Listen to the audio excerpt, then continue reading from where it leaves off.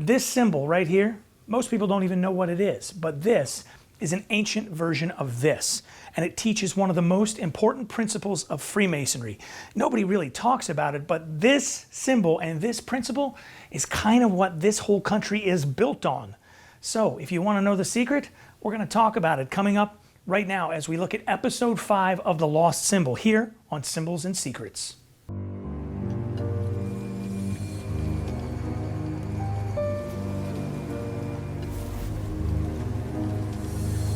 Welcome to Symbols and Secrets, the viewer's guide to Dan Brown's The Lost Symbol, airing now on Peacock TV, new episodes every Thursday. We're going to dig into episode 5 in just a second. Want to just update you on a few things. First of all, subscribe to the channel, please. Does us a big favor. Make sure you like the video. Would love to get your comments, your emails at podcast@scottishrite.org, and turn on those notifications so when new videos come out, and they're coming out several times a week now, you can be updated and check out all the content we're bringing to you on the channel. Now, digging into episode 5, let's get going. Melencolia 1 is the name of episode 5, and it's a few minutes in before we get a mention of Freemasonry. We find ourselves back in Detective Nunez's kitchen.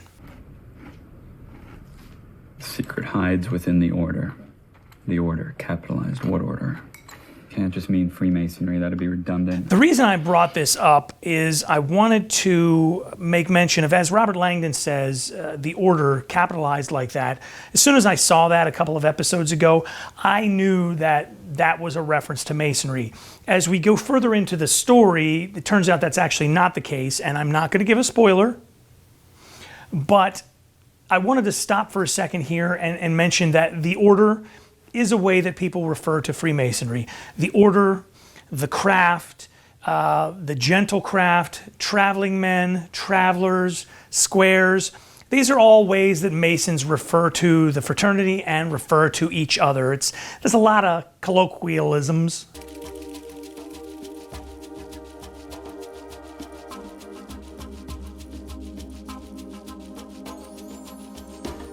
Say that 3 times fast. And the order is one of them. The craft is one of them. So terms like that are synonymous with Freemasonry and just kind of Mason speak, if you will. AD stands for Albrecht Dürer. German, 16th century. In medieval art, initials were often drawn this way.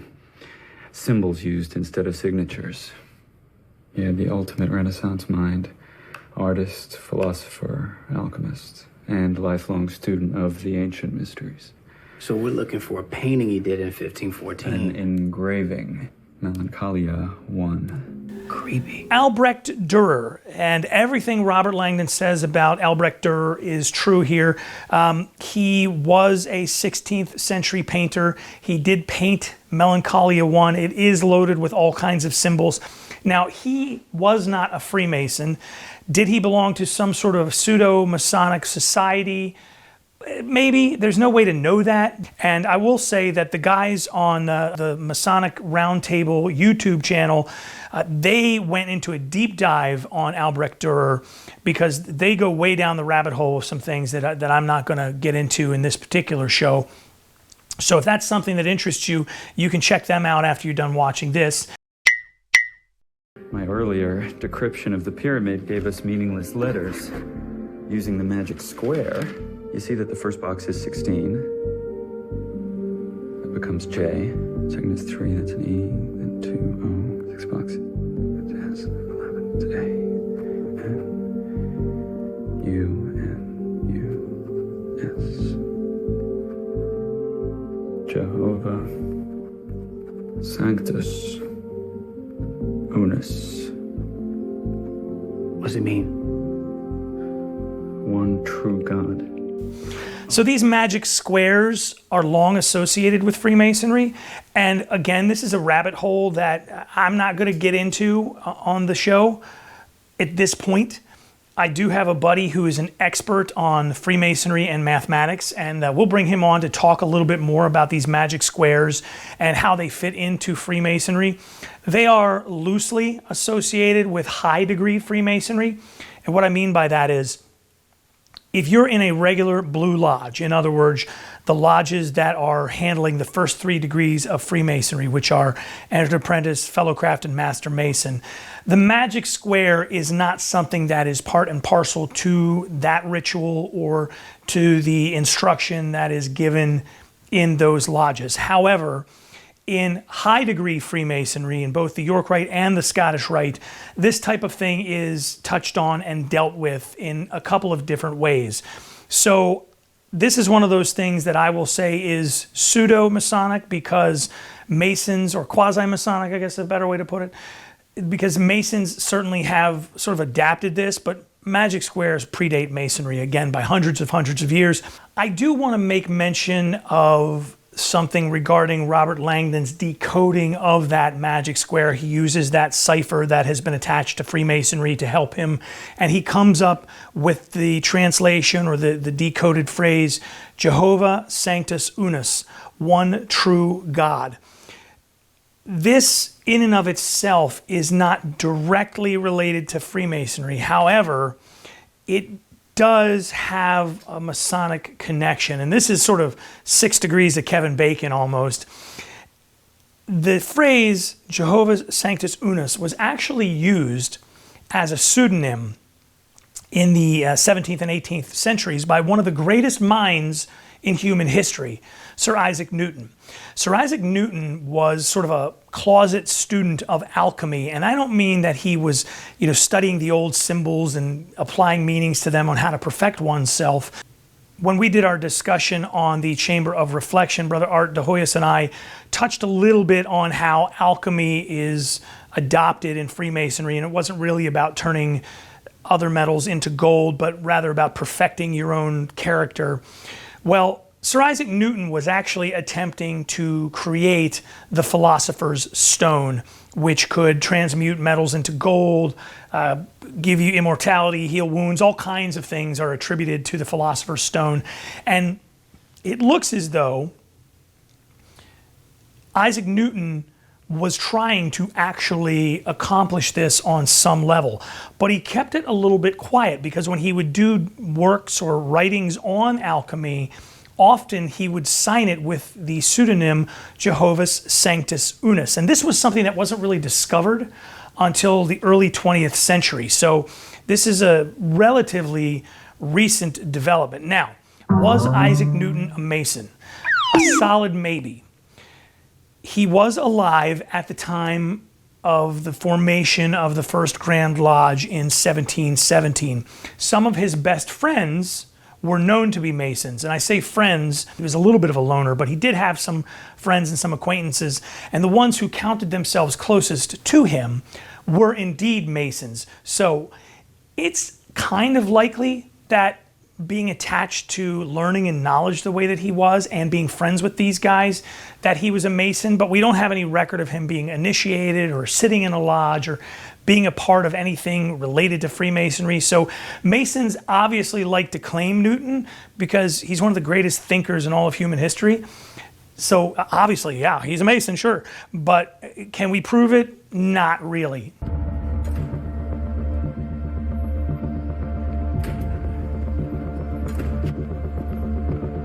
Take it easy, Professor.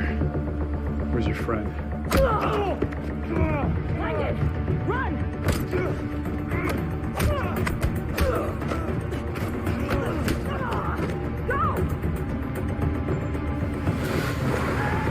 Okay, there is nothing Masonic about this at all. I just thought it was so cool when Agent Sato went full Batman on those dudes. I mean, giving them the people's elbow right there. I have to say, again, kudos to the writers for taking a character like Agent Sato, who in the novel is much older. It's a much more reserved CIA agent, and now she's kind of a badass, and I just wanted to stop and admire it one more time. When we got to the museum, I saw it. A symbol. Which was? A Maltese cross. An 8-pointed cross. Adopted by a subset of the Knights Templar. Suddenly, Stop. it made The sense Maltese to me cross, as Robert Langdon describes it, is pretty accurate, and it was adopted, in fact, by the historic Knights Templar. And whenever you're going to bring up the Templars, you're going to get that connection to Freemasonry. And this is a discussion that is probably going to upset a few people, but stay with me here. First of all, in the Masonic fraternity, as I've discussed in the past, we have the Scottish Rite, we have the York Rite. In the Scottish Rite, we have a set of degrees leading up ultimately to that 33rd degree you hear so much about. In the York Rite, it leads up to being a Knight Templar. And I'm a Templar. I am a Sir Knight, as it's called in the parlance. But now we need to have a discussion that a few people, Masons in particular, are not going to like. And that is the discussion of the authentic versus the romantic schools of thought with regard to Masonic history. The romantic school of thought is that Freemasonry has gone back to the ages from the pyramids through King Solomon, on through the Knights Templar, and on into the United States, and so on and so forth. And that there is a single thread of one brother to another all the way through, and Freemasonry has always existed since, as we say, time immemorial. That is the romantic teaching of Freemasonry. The authentic teaching of Freemasonry doesn't go back that far at all. There is a smidge of overlap between the existence of the Knights Templar, who, for the most part, were done by the early 1300s, and the seeds of what would eventually become Freemasonry as we know it today. Just a tiniest little bit of overlap. And people will say, well, it's no coincidence that just as the Templars were disappearing, the Freemasons were emerging. It is a coincidence. And there's no direct historical connection from one to the other. And this is something that is really upsetting to a lot of Masons. They don't like to hear this. They don't like to be told that historically speaking, there's no direct tie from the Templars to today's modern Mason. There just isn't. If it exists, we haven't found it. Is it possible? Take 10. Survey says. One of the videos coming up in the coming week is going to be with Brother Art de Hoyos, and he's an expert on these things. And we'll talk to him and get the real scoop on this idea of the authentic versus the romantic schools of thought when it comes to Freemasonry.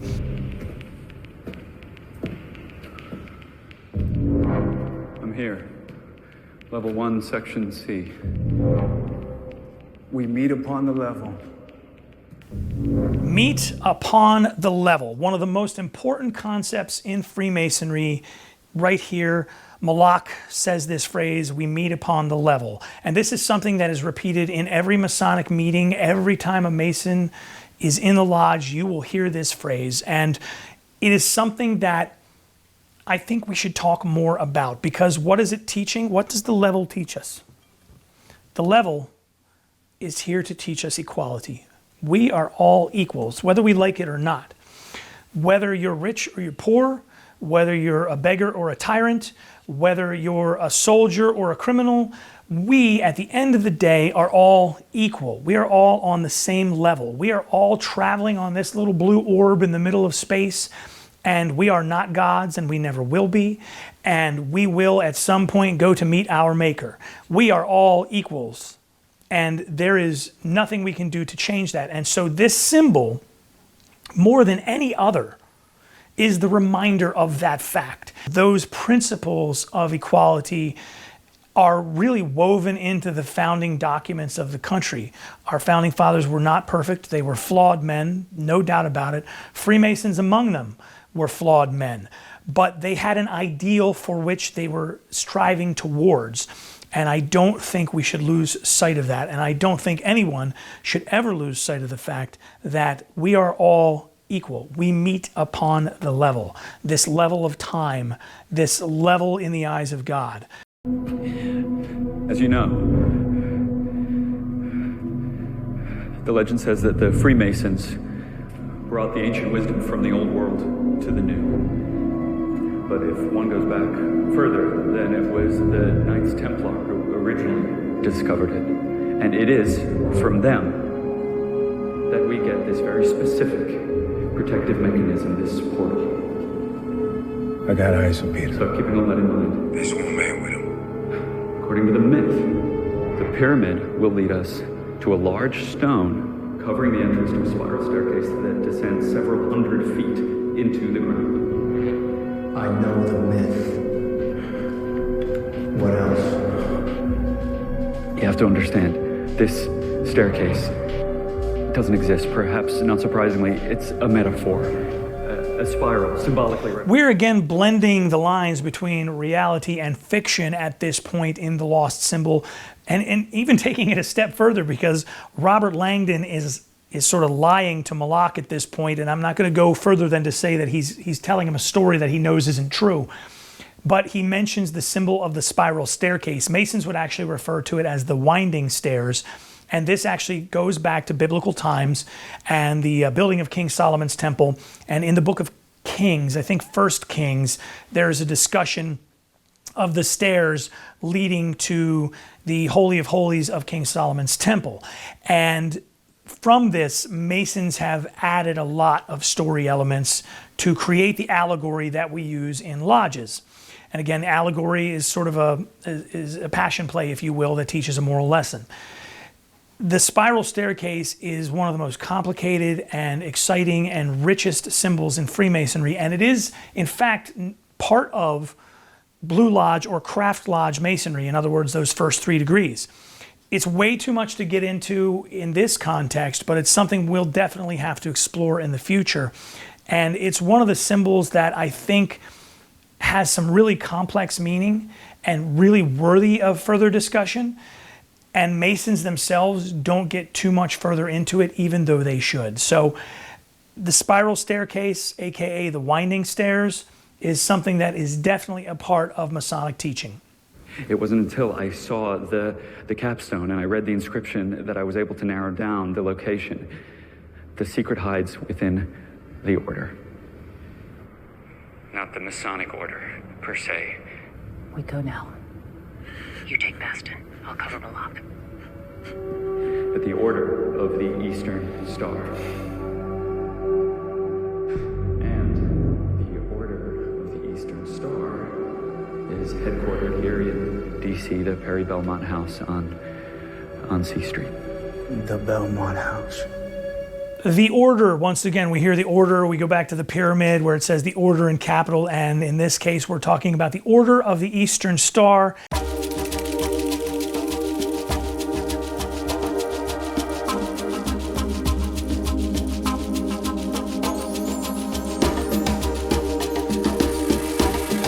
It was a chance for ladies to join their husbands in sort of a Masonic setting. And it really got to be rather large in the 1800s and early part of the 20th century as well. It has contracted considerably at this point, but still a very going concern. I'm not a member of the Order of the Eastern Star, so I'm not going to opine as to what all the different things are within it. I wouldn't do that to them or to you, but I'll say that it is indeed a branch of Freemasonry, and the Perry Belmont House indeed was given to them as their national headquarters. It's a beautiful place, and it is where the Grand Secretary of the Order of the Eastern Star lives, and she lives there and kind of runs things at the national level for the Order of the Eastern Star. That's it for Melencolia 1, Episode 5 of Dan Brown's The Lost Symbol. Did I miss one? If I did, keep me honest. Go ahead, drop it in the comments below, brothers. Don't forget to shout out your lodge. And I thank you for all the great comments. If you've got questions, you can drop those in the comments as well. After you like and subscribe to the video and also share it with your friends, then you can drop a comment below. Are you interested in becoming a Freemason if you're watching this? This video is going to give you a step-by-step on how to join a Masonic lodge. But if you're ready to go right now, click this link above. That's going to take you to beafreemason.org. You can connect with a lodge right now. Fill it out. Get the process started today.